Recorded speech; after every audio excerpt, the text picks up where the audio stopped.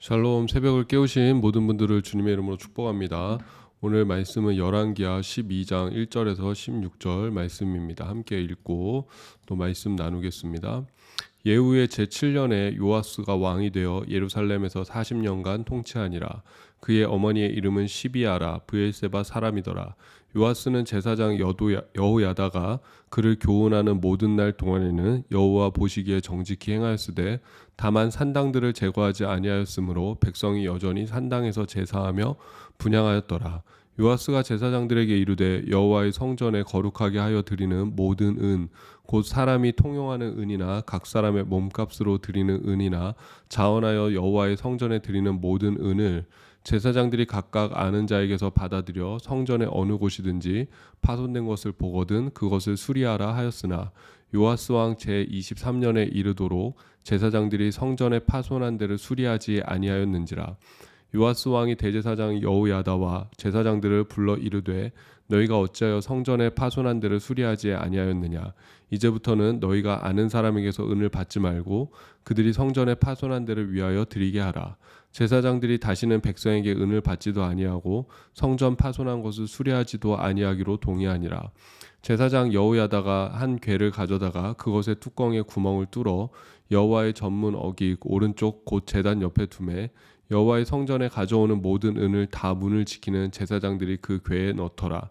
이에 그 궤 가운데 은이 많은 것을 보며 왕의 서기와 대제사장이 올라와서 여호와의 성전에 있는 대로 그 은을 계산하여 봉하고 그 달아본 은을 일하는 자 곧 여호와의 성전을 맡은 자의 손에 넘기면 그들은 또 여호와의 성전을 수리하는 목수와 건축하는 자들에게 주고 또 미장이와 석수에게 주고 또 여호와의 성전 파손한 데를 수리할 제목과 다듬은 돌을 사게 하며 그 성전을 수리할 모든 물건을 위하여 쓰게 하였으되 여호와의 성전에 드린 그 은으로 그 성전의 은 대접이나 불집게나 주발이나 나팔이나 아무 금 그릇이나 은 그릇도 만들지 아니하고 그 은을 일하는 자에게 주어 그것으로 여호와의 성전을 수리하게 하였으며 또 그 은을 받아 일꾼에게 주는 사람들과 회개하지 아니하였으니 이는 그들이 성실히 일을 하였음이라. 속건제의 은과 속죄제의 은은 여호와의 성전에 드리지 아니하고 제사장에게 돌렸더라. 아멘. 네, 오늘 말씀은 열왕기하 12장 1절에서 6절, 16절 말씀입니다. 남유다의 일곱 번째 왕인 요아스는 아달랴의 잔인한 그 왕자 학살 속에서 유일하게 살아남은 왕자였습니다. 그리고 고모 부부인 여호야다와 이 여호야다는 제사장이었죠. 그리고 여호세바의 그 보호 속에서 성전에서 은밀하게 양육되어지고 7세가 되는 해에 여호야다의 치밀한 계획에 의해서 그 남유다를 불법적으로 다스리고 있던 아달랴를 몰아내고 이 요아스 적통이죠. 다윗 왕가의 적통인 요아스가 왕으로 세워지는 것을 볼 수가 있습니다. 오늘 열왕기하 12장은 그 요아스의 통치에 대해서 말씀하고 있습니다. 요아스의 특징이 있습니다. 참 왕들마다 정말 특징이 다 다른 것 같은데 요아스의 특징은 바로 고모부인 그 여호야다 대제사장이 살아있던 시절에는 하나님 보시기에 정직하게 행하였다라는 것입니다. 그때는 정직하게 행했지만은 또 여호야다가 죽은 다음에는 이렇게 마음을 돌이키는 것을 볼 수가 있습니다. 그래서 과연 이거 참 누가 지도를 하는가, 그것도 참 중요한 그런 문제인 것 같아요. 성경에서 보면은 특별히 오늘은 이제 이 요아스가 성전을 이렇게 새롭게 하는 그런 이야기들을 다루고 있는데 오늘 또 보면은 본문에서 좀 이제 특별한 구절이 있죠. 3절 말씀 한번 우리가 읽고 넘어가면 좋겠습니다. 다만 산당들을 제거하지 아니하였으므로 백성이 여전히 산당에서 제사하며 분향하였더라. 성경에는 북이스라엘과 남유다의 그 신앙의 문제점들을 이야기하고 있습니다. 구체적으로 이야기하는 것은 이 북이스라엘의 고질적인 문제점은 베델과 단에 여로보암이 세워놓았던 그 금송아지 우상을 북이스라엘이 망할 때까지 버리지 못했다라는 것이죠. 그래서 뭐 바알을 숭배하고 또 바알 종교가 철폐되고 그렇게 좀 왔다 갔다 하는 경우는 있었지만은 이 여로보암이 북이스라엘을 초대 통치하면서 세웠던 그 베델과 단에 세운 금송아지 우상, 이것이 바로 우리를 인도해낸 하나님이다. 그러고 우상을 세워놓고 거기에 제사를 드리고 숭배하는 그 우상 숭배, 이 금송아지 우상 숭배는 결국은 버리지 못했다라는 것이 이제 북이스라엘의 죄악이라면은, 남유다의 문제는 뭐였냐면 산당 제사였습니다. 산당은 뭐냐면 높은 산 위에 세워진 제단을 의미하는데, 이것은 이제 솔로몬이 성전을 세우기 이전에, 성전을 짓기 이전에 그 사사 시대 때에 이스라엘 사람들이 산당을 지어놓고 하나님께 제사 드리던 그 관습이 남아 있었던 것이고, 또 성전 이후에는 이것이 이제 불법으로 또 이렇게 규정이 되어지고 오직 성전에서만 하나님 앞에 제사를 드릴 수가 있었는데, 근데 지금 어떤 시간을 남유다가 거쳤죠? 바로 아달랴라는 그 아합의 딸이자 바알 숭배자인 그 아달랴가 남유다를 통치하는 그 6년의 시간을 지나지 않습니까? 이 시간을 지나면서, 그러니까 사실은 이 성전 보수와 연결되는 거예요. 그러니까 성전도 많이 망가졌는데 또 사람들이 그 하나님의 성전에 나와서 제대로 된 제사를 드릴 수 없기 때문에 산당을 세워놓고 그 산당에다가 제사 드리는 그런 일들이 지금 있었다라는 것이죠. 근데 성경은 참 이것도 올바른 그 예배는 아니다, 제사는 아니다라고 그렇게 말씀하고 있어요. 그러니까 북이스라엘에서 베델과 단에 금송아지를 세워놓고 이게 바로 우리를 인도해낸 여호와다, 그것도 온전한 예배가 아니다, 우상숭배다라고 얘기를 하고, 그리고 또 이 성전에서 하나님 앞에 제사를 드리고 예배를 드려야 되는데 그 성전이 아닌 이 산당에서 제사를 드리고 예배를 드리는 것, 그것도 하나님께 드리는 그런 온전한 예배가 아니다라는 것을 의미하고 있습니다. 그래서 사실은 오늘날에는 그러면은 뭐냐, 이것이 결국은 장소를 이야기하는 것이냐, 뭐 그렇게 받아들일 수도 있는데, 물론 우리가 교회라는 것이 굉장히 중요합니다. 왜냐하면 예수님께서 이 땅에 오셔서 예수님은 교회를 통해서 일하시고 예수님이 세우신 새로운 이스라엘, 새로운 공동체는 바로 교회이기 때문에 저는 교회 공동체가 굉장히 중요하다라고 생각하고, 하나님은 이 교회 공동체를 통해서 또 하나님의 일들을 행하시는 걸 볼 수가 있습니다. 그러나 또 우리가 신약 시대에 들어오면서 우리가 깨닫는 것은 뭐죠? 하나님이 계신 곳이라면은 어디든지 그곳이 성전이 될 수가 있다라는 것이죠. 그래서 이것이 단순한 어떤 장소의 문제를 한다기보다는 우리가 결국은 하나님을 섬기고 하나님 앞에 예배드리는 것도 우리가 그 말씀대로 행해야 되는 것이고 하나님의 뜻대로 행해야 됨을 보여주고 있는 것이죠. 그러니까 제가 요새 여호사밧 이야기를 자주 하는데, 여호사밧의 문제점이 무엇이었습니까? 하나님도 전심으로 사랑하지만은 아합도 전심으로 사랑하는 것이 문제였잖아요. 근데 하나님은 결국은 두 가지가 다 공존할 수 없다라는 것처럼 우리의 신앙이 하나님 보시기에 또 순전한 믿음과 신앙으로 더 나아가야 된다. 하나님이 뭐 산당에서 제사 드리는 거 지금 어쩔 수 없이 행하고 있지만은 그것을 하나님이 지금 뭐 용납하시는 건 사실상 아니다. 그것을 기뻐하시는 것이 아니다. 그리고 뭐 베델과 단의 우상을 세운 것은 분명히 하나님이 이것은 우상 숭배다라고 명확하게 말씀하셨기 때문에 우리 삶도 마찬가지인 것이죠. 죄와 어떤 하나님과 우리가 그것이 공유될 수는 없는 것이죠. 둘 중에 하나는 정리가 되어져야 하는 것이죠. 우리가 죄악을 떠나고 순전히 하나님께 돌아서든지, 아니면 뭐 하나님을 떠나고 죄악의 길로 가든지, 이건 근데 뭐 이거는 옵션이라고 할 수가 없는 것이죠. 그냥 길은 없습니다. 그래서 사실은 죄악을 멀리하고 하나님 앞에 점점점 나아갈 수 있는 그런 믿음이 되기를 바랍니다. 그런 이야기를 하면서 이제 본문에서 본론으로 이야기하는 것은 이 요아스가 비록 산당을 완전히 없애지는 못했지만은 여호야다의 지도 아래 남유다에서 여호와의 신앙을 지금 회복하고자 노력했다라는 것이고, 특히 눈에 띄는 업적이 망가진 성전, 아달랴 시대에 이 바알 우상 숭배가 극심함으로 인해서 여호와의 성전은 거의 내팽개쳐진 것이거든요. 그리고 또 뭐 거기에 있는 뭐 온갖 보화와 기물들을 또 얼마나 자기 마음대로 사용했겠습니까? 그래서 그때 망가진 그 여호와의 성전을 다시금 회복하라라는 것이죠. 근데 이 의미가 뭐냐면 무너진 성전을 건축하는 것이 이 무너진 신앙을 다시 세우는 것처럼, 망가진 성전을 회복하는 것은 망가진 이스라엘의 그 남유다의 신앙, 하나님에 대한 믿음과 신앙을 다시 회복한다라는 그 의미를 가지고 있는 것이죠.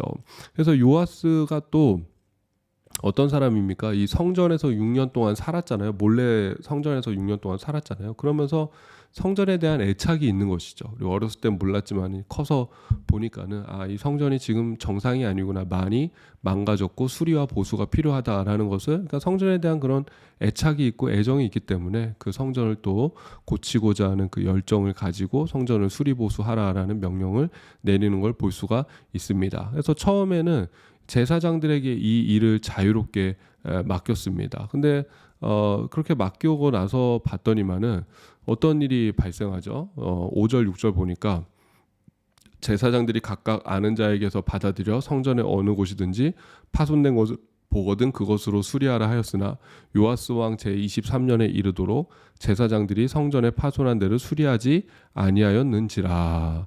요아스가 성전을 수리 보수해라라는 명령을 내렸는데 제사장들한테 그 일들을 일임한 것이죠. 여호야다 대제사장을 중심으로 제사장들한테 성직자들한테 그 일을 일임했는데 요아스가 왕이 된 지 23년이 될 때까지, 그러니까는 7세의 왕이 됐으니까 30살까지 이 제사장들은 성전에 수리할 곳을 제대로 고치지 않았다라는 것입니다.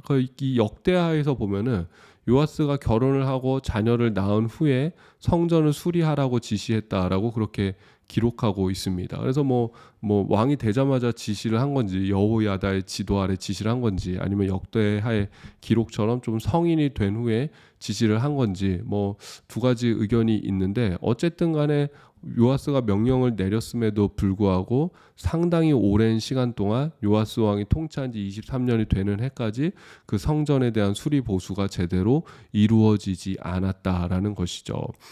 성경은 그 이유에 대해서 정확하게 기록하고 있지는 않습니다. 그렇기 때문에 이거 돈 받은 거 다 빼돌린 거야? 그렇게 우리가 좀 이렇게 생각하는 것은 조금 어폐가 있을 것 같고 정확하게 기록하고 있지는 않지만은 그러나 그 뒤에 요아스가 행했던 조치들을 보면은 우리가 좀 추측할 수 있는 게 있어요. 그러니까는 첫 번째는 이 제사장들이 성전을 수리 보수하는 일에는 좀 소극적으로 했을 수 있는 것이죠. 그러니까 제사드리고 하나님 앞에 제사드리고 율법을 가르치고 이런 일들에 더 이게 이걸 해야지 성전 수리 보수까지 우리가 해야 되나 그렇게 생각했을 수도 있는 것이고 아니면 이 일들을 집중하다 보니까 여기는 좀 더 소홀했을 수 있는 것이고 또 하나는 그 비용이 부족했을 수도 있는 것이고 또는 그 비용들이 제사장들도 이 삶을 유지해야 되지 않습니까? 그래서 그런 비용이라든지 아니면 다른 부분에 대해서 이것이 쓰여지지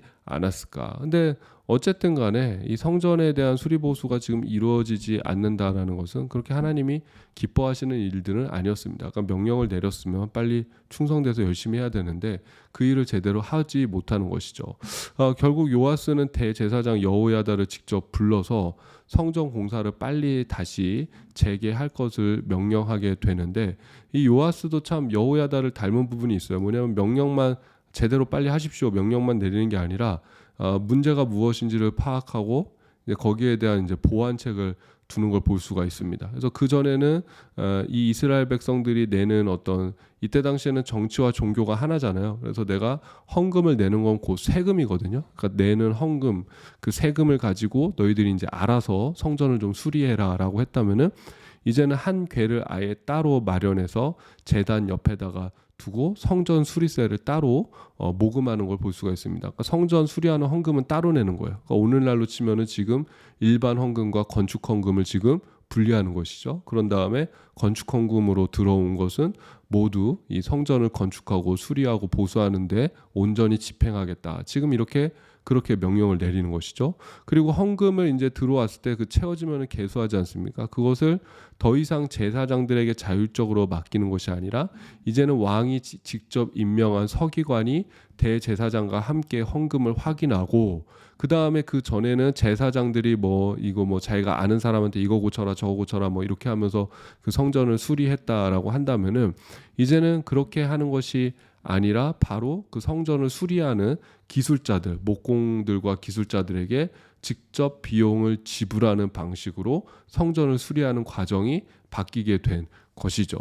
그러니까 어떻게 됩니까? 성전에 대한 그 공사가 탄력을 받아서 성전 수리 보수가 또 원활하게 진행이 된 것입니다. 그러니까 오늘날로 치면은 이 뭡니까? 이 자금이 들어오고 또 집행되는 그 모든 과정을 투명화시키는 것이고 중간 단계를 다 잘라버리고 직접적으로 이 당사자에게 그 금액이 전달되고 그 사람이 직접적으로 일을 행하는 것을 또 확인하게 되는 것이죠.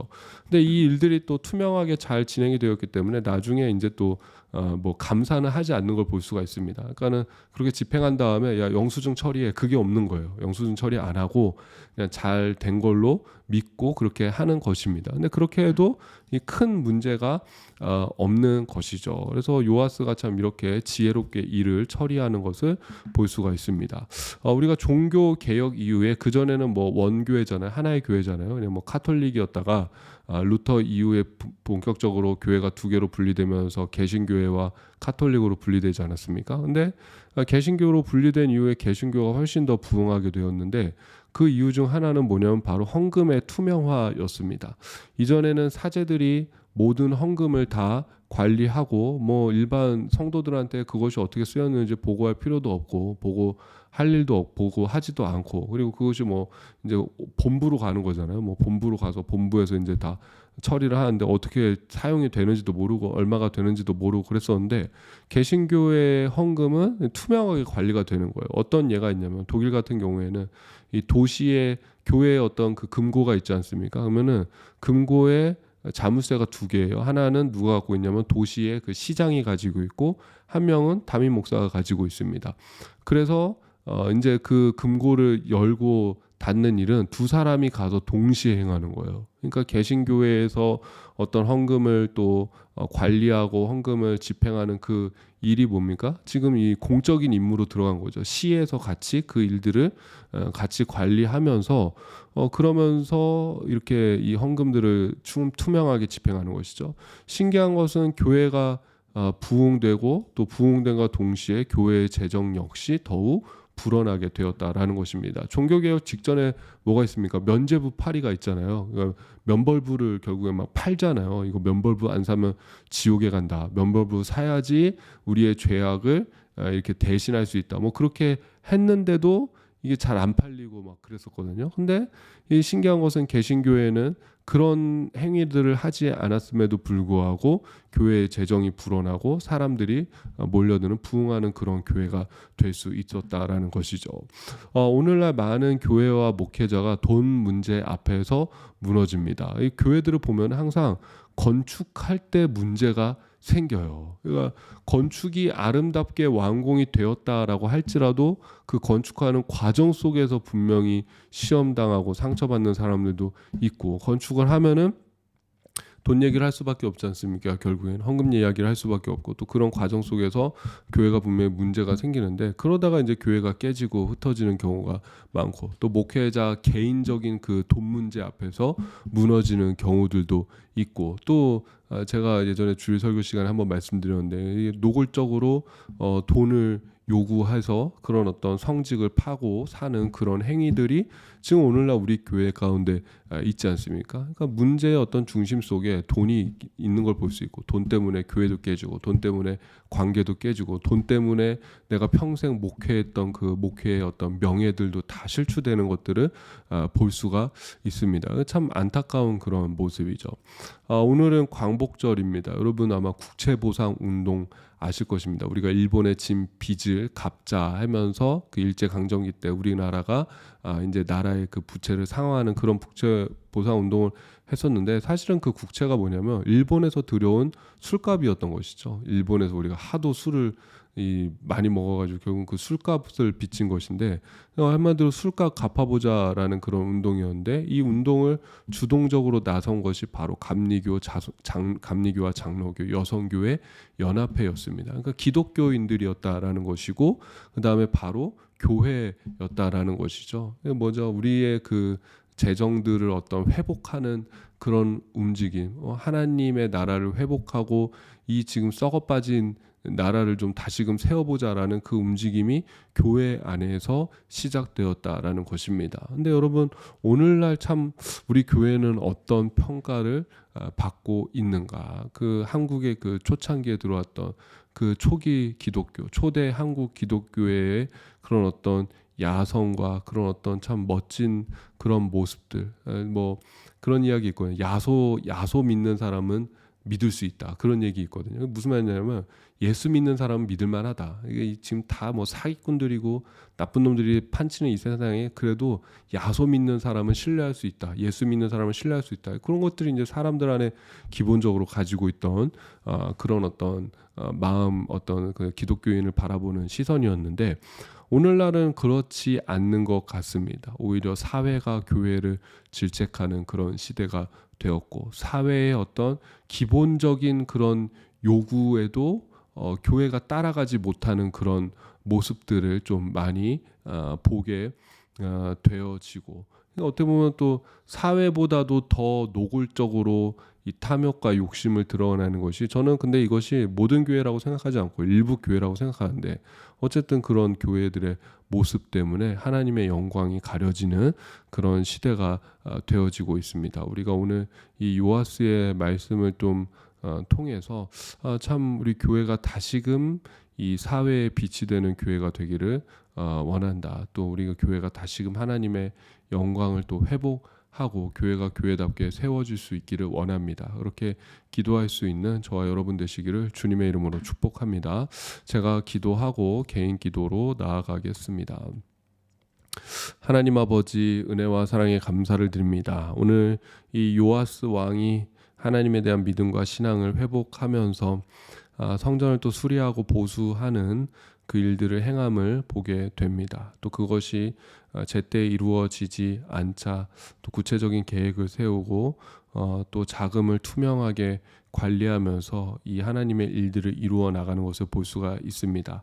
하나님 오늘날 우리 교회의 어떤 모습들을 보면서 안타까울 때가 있습니다. 정말 우리도 다시금 이 회복이 필요한 그런 시대인 것 같습니다. 교회가 회복되게 하여 주시었고 처음 교회의 그 모습을 기억하고 다시금 그때 그 순수한 믿음과 신앙으로 돌아가게 하여 주시었고 우리의 또 중심이 회복되어질 수 있게 하여 주시었고 탐심과 탐욕을 내려놓고 하나님만을 우리의 왕으로 섬길 수 있는 그 믿음으로 우리를 축복하여 주시옵소서. 감사드리며 예수님의 이름으로 기도드립니다.